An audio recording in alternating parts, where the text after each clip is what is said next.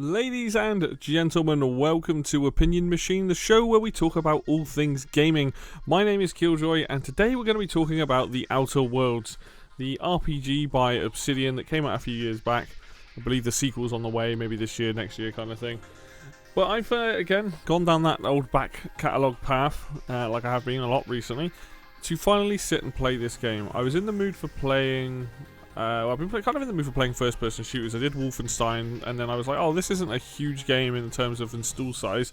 Let me give this a whirl. I know that the game was actually pretty interesting. I actually looked up like the length of time it takes to beat, and it was somewhere between 20 and 30 hours, and I was like, okay, you know what? I'm kind of in the mood for something on the shorter side. I have been recently. And so I finished it. At the time of recording, I finished this morning, and I very much enjoyed this game through and through. It was exactly what I wanted to play right now. I don't necessarily think the game is perfect, but I can definitely sit here and say there is very little that I had a problem with while playing this game, which is huge praise, right? So, you know, we got a game that's taken me, like I said, somewhere between 25 and 30 hours, which for RPG fans, I can understand that could be a little bit disappointing. I didn't do all the side quests, I didn't explore every nook and cranny, but I know that I did a good chunk of things in the game, and you know, I ended the game at level 30, which might be the cap, I'm not sure, without the DLCs. I didn't play the DLCs, I didn't buy the DLCs, I actually wasn't really in the mood for doing them. I'm sure they're great, I just, right now I was like, no, I'm near the end of the game, I'm quite happy playing this as is. And yeah, essentially, the game, what it is, it's, you're set in this solar system. You get released from this ship, you're on this adventure, and you go about your business by trying to rescue these places. The area that you're in, this solar system, is overrun by this big corporation. The corporations, the whole game is just a big middle finger to corporations, essentially, like how bad or good they are, things like that. You meet people on both sides of that. But you go around, you shoot things, you melee things, you explore areas, you do quests, you meet people, you do dialogue things, you sneak, you hack into things. It's got everything. It's got elements of Fallout, it's got elements of Mass Effect, it's got its own mechanics in there as well. And it all comes together in quite a tidy little package. Like, I really liked the dialogue choices in this game. I really liked the characters that you meet in this game. Not all perfect, but for the most part, which is very enjoyable trying to play a style in this particular time for me. I was like, you know what, I'm going to try and play through the game and do as much dialogue as possible, because that always leads to the most interesting possibilities. Like, I feel like I got certain outcomes that I probably would not have been able to do had my speech skills been significantly lower. Anyway, the gameplay, let's start with that. The gameplay of this game is pretty much a first-person shooter. You do have a slow down time mechanic, which you can, as you level up, increase its effectiveness and the things you can do with it. I'll be honest, I hardly used it. It wasn't that it was a bad mechanic, I just had no interest in using it. It was a mechanic that's there. If you pile on into it, you can do like critical damage and gain all these things and buffs and stuff. But I was actually more interested in, like I said, playing like a dialogue approach to the game. So combat for me a lot of time was real time.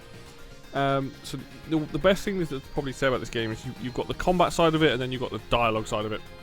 Because when you're running around and shopping and stuff like that, you're basically in the combat side of it, right? When you're out and about shooting enemies, there's a fairly decent variety of enemies. Most of the time, you're probably going to be shooting humans of some kind. But there are also robots in there. There's wildlife. There's like gorillas and like these big manta, whatever they're called, like big dudes with claws and stuff. So there's a good mix of enemies. There's a good mix of environments you're running around in as well. And you've got like pistols and shotguns and machine guns, and then you get plasma variants and you get electrical variants. So you have quite a mix of weapons. You've got melee weapons, which is fun. It's always kind of like one of my preferred play styles. You know, they give you big hammers and like sticks and knives, and later, right at the end of the game, we've got a plasma cutter, which is like stupidly good. There's a good variety. You can equip these weapons with modifications, which makes them even powerful and do silly things. There's also science weapons in the game. The game has you go running after. There's like a mind control gun. There's a blob gun that sends things flying in slow motion. There's a stick that you can freeze people with. Like, the game's got a very tongue-in-cheek like, you know, to everything, which is really cool. If you go looking through the dialogue and like notes and journals and stuff, you can find some really funny things and do some funny things with that information. But the actual gameplay with the guns and the melee weapons, I liked. It was fairly straightforward. There's nothing crazy about it, but it just worked. It worked very well, and I very much liked that. I liked modifying the guns. I liked having a variety of different guns, you know, from plasma to normal bullets to, you know, grenade launchers, all that kind of stuff. Also on that side, you have your companions. I'll get more into about them themselves in a minute, but the fact that you can run around with companions or not, you get buffs for not having them around. But each companion gives specific buffs. You can armor them out. You can give them certain weapons. Some of their powers are absolutely hilarious, so that's always fun to use them. And you can equip one of my guys with like a minigun, or I can equip them with a shotgun, and you know, they have different effects and stuff. Or you can get them to focus on, because you can adjust them to like focus on melee or ranged or engaged or be less engaged, things like that. So that side of things was just fun. It just worked. There's nothing groundbreaking with it. It was just really good. Then you've got the dialogue side of the game, and the dialogue stuff was genuinely really funny. I really enjoyed talking to the characters. I played a sort of somewhat nice but not awful, like not super nice but not like awful, I think, kind of character, and I quite liked that. But some of the dialogue options that come up on screen, and if you've got the speech ability to do it, are hilarious. You know, you can really insult people. You can make people feel really dumb. If you've got good persuasion and things, you can get some funny responses. You can get people to do things for you. It has that kind of just really good element of, like, you know, being able to manipulate your way through conversations. The final, like, so what would be the final fight, I was able, because my speech, all of my speech things were over 100 by the end of the game, I was able to talk my way out of that situation without having a fight. And I was like, you know what, I'm really happy that I managed to do that. You know, next time I'll probably just go all into guns and be a big unga bunga man and just beat on people. But that element of being able to unlock so much of that dialogue stuff was genuinely really cool. And that also comes down with the people you meet. So, like, the characters that you meet in the game, not every single one of them was a winner, but there's a lot of people that you meet in the game that are genuinely funny or written a certain way or very interesting. And I really appreciated that. Your companions, the two that I really liked, were Parvati, who is like one of the first companions you get, is the first companion you get, and then Vicar Max, who has such an interesting change partway through the game, and like some of their lines, some of their dialogue, the way they act, the things they get up to, like genuinely funny and like wholesome moments as well. There's Ellie, who's like this, I believe she's like a medic who doesn't really trust anybody, has some funny dialogue. There's Nyoka, who is like a drunken, like, guide mercenary person who's like interesting as well. There's Felix. I didn't use Felix too much, and I didn't use Sam, who's also the other one who's like a robot on my team. I didn't use him at all. But I enjoyed their different personalities, who they are, what they do. Like, you get most of these characters pretty early on, which is good. And like, each of them has, like I said, benefits in combat. Max is Max has one of my favourite abilities, where he'll say like you know, let me teach you what I learned in prison, and shoot someone in the face, you know. He has some funny lines, and like his ability's good. But then they have like Felix, who drop kicks all the enemies and stuns them, which is just funny to watch every time. I think their personalities shine through, and I think that the characters themselves I genuinely had a good time with. I think next time I would want to spend more time with using a different combination, because like I said, primarily I used Parvati and Max, but I enjoyed all of them for different things. I think they had different abilities that were cool, and I think their individual companion stories, they're the ones I was able to do, which I think might have been all of them. They were at least interesting, and I enjoyed that, and I think that was what made me really like that. And then that mechanic in dialogue in this game. So if you're having a conversation with someone, if you've got companions with you, they will perk up and say stuff. And they will say, like, comment on things that they like or don't like, or like sometimes the NPC that you're talking to will recognize them, and that can have an impact on the conversation. So there's some really like nice mechanics happening here that work in a really just in a really nice way. So I honestly, like, the dialogue and the way that the game has you interact with NPCs, and as well as the characters that are with you, your party, really, really cool. The game also makes it, like, straight off the bat, very early in the game, gives you some tough choices to make. When you land on the first planet, you have to choose where you want to divert power.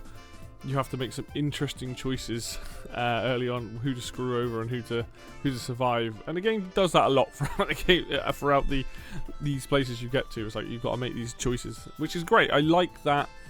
I felt very much like I've always got choice here.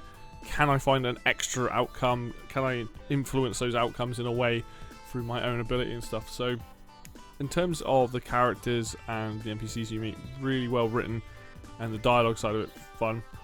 The story itself is fairly, like, the whole point of the story, and like, obviously spoilers, but basically the story is that this ship that's arrived at this colony on Halcyon is full of engineers and scientists and all these great minds, and you find out that Halcyon's starving to death, and they've got nothing to, they don't know how to deal with it. So this one character's like, hey, if we revive all these people on the ship, we can approach these problems. Whereas the board, who are the main sort of villains, they don't want to do that. They're trying to deal with this problem and whatnot, and it's all going to shit, and nobody knows, and you have to sort of unravel the mystery and the conspiracies that are going on. And I actually really like the story. Again, I don't think it's anything super new. I just think the characters and the way the characters are written in the game make it as fun as it was. I will say there's a lot of the time when I hacked computers and stuff and there's loads of logs, I wasn't reading it, I was just smashing through it because I didn't care. I cared about talking to the actual NPCs. Some of the NPCs, like I said, weren't that interesting. I was like, I don't care. But for the most part, it kept me gripped from start to finish. And I made some very interesting choices along the way. And I'm very curious to see, you know, obviously there's alternate things that could have happened. But overall, just very enjoyable. The one thing I think, like I said, some people might not enjoy as much is it is a shorter runtime. And sometimes you want an RPG that's sort of 50 hours long. Sometimes you want an RPG that's like 100 hours long.